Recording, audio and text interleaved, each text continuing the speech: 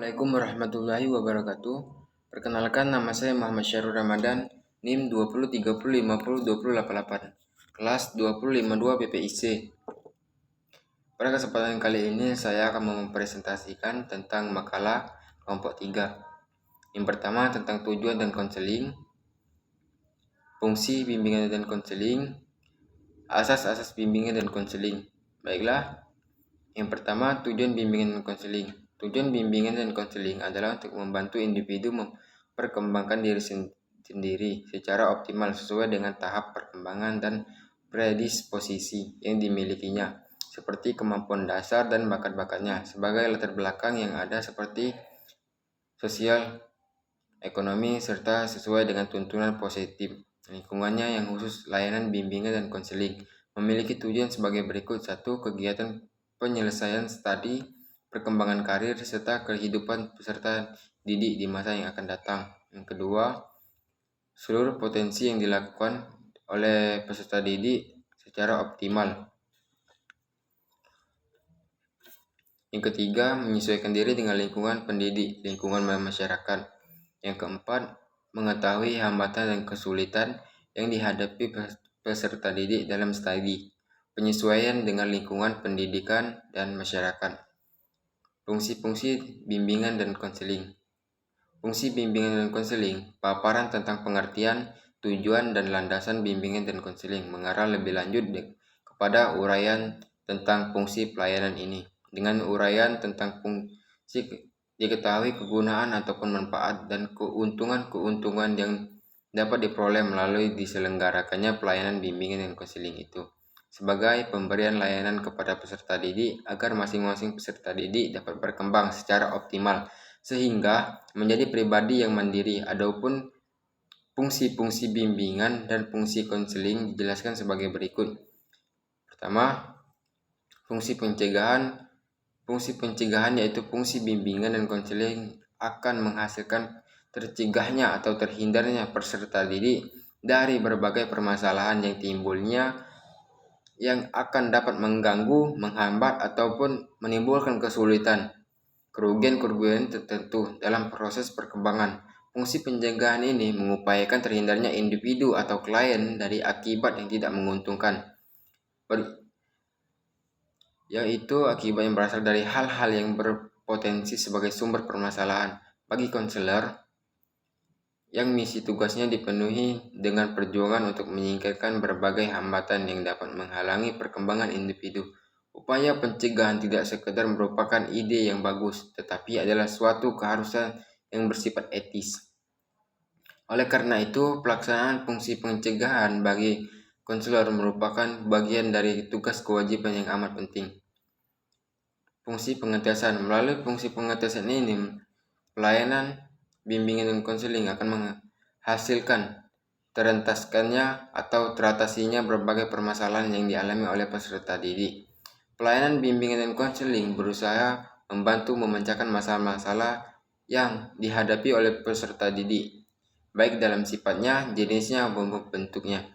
Mengusahakan teratasinya masalah-masalah klien sehingga masalah itu tidak lagi terjadi ataupun menjadi hambatan, menimbulkan kerugian tertentu atas perkembangan dan kehidupan klien. Asas-asas bimbingan dan konseling. Asas-asas bimbingan dan konseling yaitu ketentuannya yang harus diterapkan dalam penyelenggaraan pelayanan itu.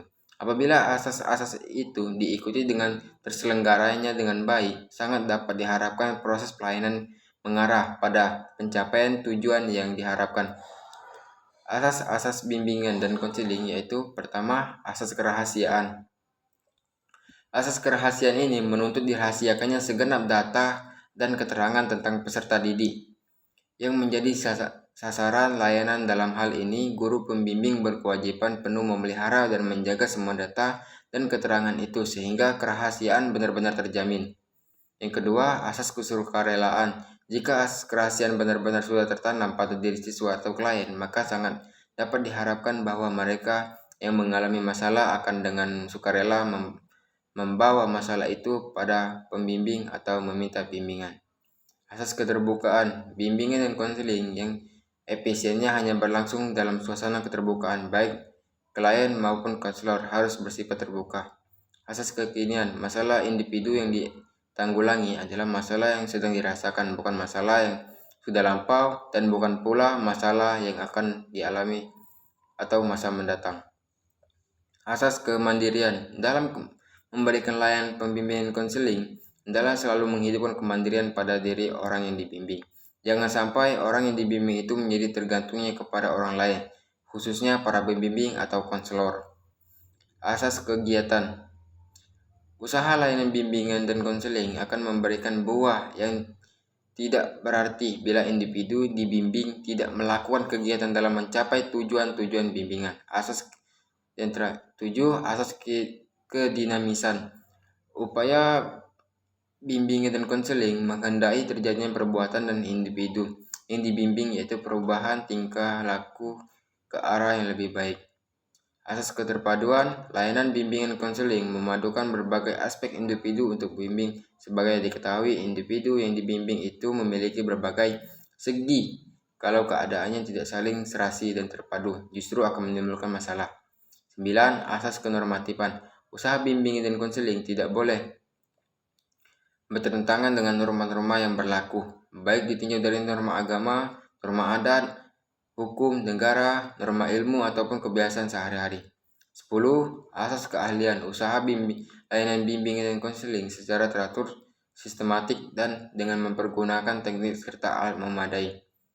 11. Ahli tangan. Asas ini mengisyaratkan bahwa bila seorang petugas bimbingan dan konseling sudah mengarahkan segenap kemampuannya untuk membantu klien belum dapat terbantu sebagai yang diharapkan, maka petugas ini mengalih tangankan klien tersebut kepada petugas atau badan yang lain yang lebih ahli. Yang 12, terakhir, asas Tut Wuri Handayani. Asas ini menunjukkan pada suasana umum yang hendak tercipta rangka hubungan keseluruhan antara pembimbing dan yang dibimbing. Kesimpulan dari makalah kelompok 3 ini tentang bimbingan dan konseling. Bimbingan konseling suatu proses tolong-menolong atau untuk tolong-menolong untuk mencapai tujuan yang dimaksud. Dapat juga diartikan sebagai hubungan timbal balik antara dua orang untuk menangani masalah klien yang didukung dengan keahlian dalam suasana laras atau integrasi. Berdasarkan norma-norma yang berlaku untuk tujuan dan yang berguna bagi klien, bimbingan dan konseling adalah dua komponen yang tidak terpisahkan dan saling membutuhkan, saling berperan di dalam proses bimbingan dan konseling.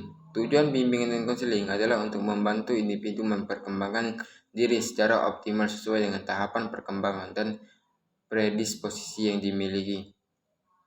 Seperti kemampuan dasar dan bakatnya, berbagai latar belakang yang ada, seperti latar belakang keluarga, pendidikan, status sosial, ekonomi, serta sesuai dengan tuntutan positif lingkungan lainnya. Fungsi bimbingan dan konseling: 1. Fungsi pemahaman, 2. Fungsi pencegahan, 3. Fungsi pengetesan, 4. Fungsi pemeliharaan dan pengembangan. Yang terakhir, asas-asas bimbingan dan konseling: asas kerahasiaan, kesukarelaan, keterbukaan, kekinian, kemandirian, kegiatan, dan kedinamisan, asas keterpaduan, asas kenormatifan, asas keahlian, dan terakhir, asas Tut Wuri Handayani. Demikian presentasi dari makalah kelompok 3 ini. Lebih dan kurang saya mohon maaf. Wassalamualaikum warahmatullahi wabarakatuh.